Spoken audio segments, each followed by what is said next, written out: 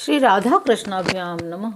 भगवान श्री कृष्ण की कथाओं का आश्रय लेने वाले भक्तजनों, मैं संध्या रानी महात्मा वेद व्यास जी एवं गुरुजनों की आज्ञा से श्रीमद् भागवत महापुराण के एकादश स्कंद को आरंभ करती हूँ।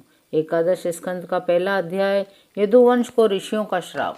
व्यास नंदन भगवान श्री सुखदेव जी कहते हैं, परीक्षित, भगवान श्री कृष्ण ने बलराम जी तथा अन्य यदुवंशियों के साथ मिलकर बहुत से दैत्यों का संहार किया। कौरव और पांडवों में भी शीघ्र मारकाट मचाने वाला अत्यंत प्रबल कलह उत्पन्न करके पृथ्वी का भार उतार दिया। कौरवों ने कपटपूर्ण जुए से, तरह तरह के अपमानों से, द्रौपदी के केश खींचने आदि अत्याचारों से पांडवों को अत्यंत क्रोधित कर दिया था। उन्हीं पांडवों को निमित्त बनाकर भगवान श्री कृष्ण ने दोनों पक्षों में एकत्र हुए राजाओं को मरवा डाला। इस प्रकार पृथ्वी का भार हल्का कर दिया। अपने बाहुबल से सुरक्षित यदुवंशियों के द्वारा पृथ्वी के भार, राजा और उनके सेना का विनाश करके प्रमाणों के द्वारा ज्ञान के विषय न होने वाले भगवान श्री कृष्ण ने विचार किया कि लोक दृष्टि से पृथ्वी का भार दूर हो जाने पर भी वस्तुतः मेरी दृष्टि से अभी तक दूर नहीं हुआ, क्योंकि जिस पर कोई विजय प्राप्त नहीं कर सकता वह यदुवंश तो अभी पृथ्वी पर विद्यमान है। यह यदुवंश मेरे आश्रित है। हाथी, घोड़े, जनबल, धनबल आदि विशाल वैभव के कारण उच्छृंखल हो रहा है। अन्य किसी देवता आदि से भी इसकी किसी प्रकार पराजय नहीं हो सकती। बांस के वन में परस्पर संघर्ष से उत्पन्न अग्नि के समान इस यदुवंश में भी परस्पर कलह खड़ा करके मैं शांति प्राप्त कर सकूंगा। इसके बाद अपने धाम में जाऊंगा। राजन, भगवान सर्वशक्तिमान और सत्य संकल्प हैं। उन्होंने इस प्रकार अपने मन में निश्चय करके ब्राह्मणों के शाप के बहाने अपने ही वंश का संहार कर डाला। सबको समेटकर अपने धाम में ले गए।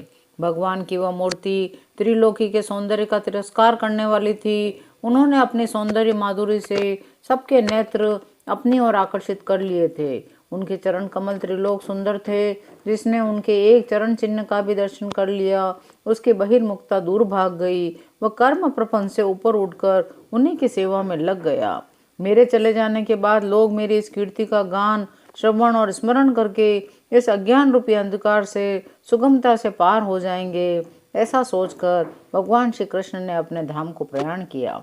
राजा परीक्षित ने पूछा, भगवान, यदुवंशी बड़े ब्राह्मण भक्त थे, उनमें बड़ी उदारता थी। वे अपने कुल वृद्धों की नित्य निरंतर सेवा करने वाले थे। फिर उनसे ब्राह्मणों का अपराध कैसे बन गया?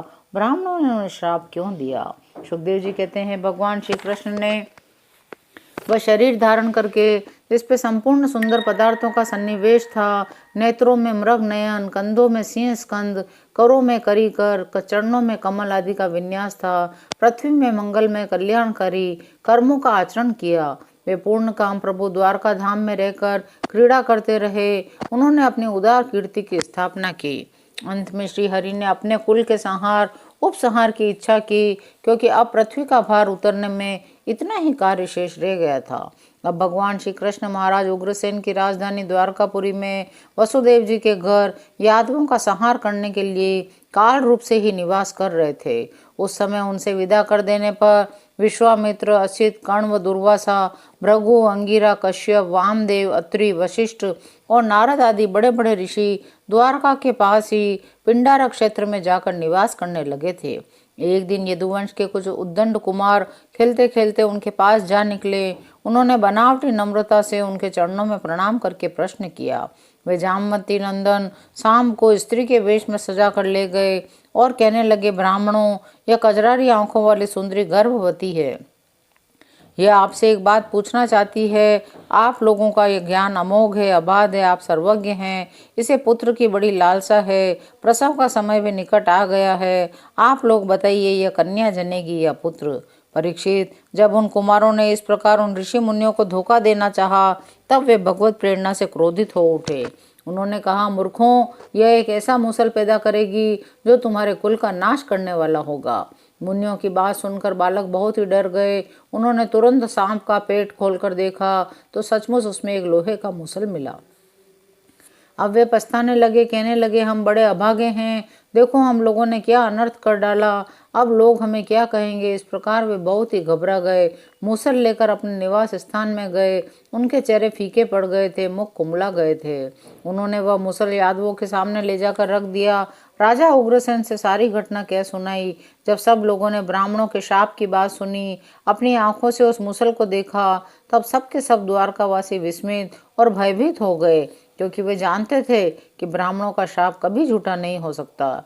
यदुराज उग्रसेन ने उस मूसल को चूरा चूरा करा डाला। उस चूरे तथा लोहे के बचे हुए छोटे टुकड़े को समुद्र में फेंकवा दिया। इसके संबंध में उन्होंने भगवान श्री कृष्ण से कोई सलाह नहीं ली, ऐसी ही भगवान की प्रेरणा थी। अब उस लोहे के टुकड़े को एक मछली निगल गई। चूरा तरंगों के साथ बह बहकर समुद्र के किनारे आ लगा।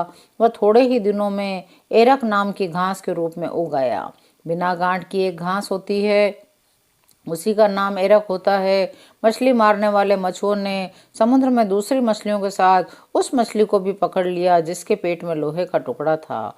उसको जरा नामक व्याध ने अपने बाण के नोक में लगा लिया। भगवान सब कुछ जानते थे, वे शाप को उलट भी सकते थे, फिर भी उन्होंने ऐसा करना उचित नहीं समझा। काल रूपधारी प्रभु ने ब्राह्मणों के शाप का अनुमोदन ही किया। पहला अध्याय यहीं विराम लेता है। शेष अगले अंकों में। जय श्री कृष्ण।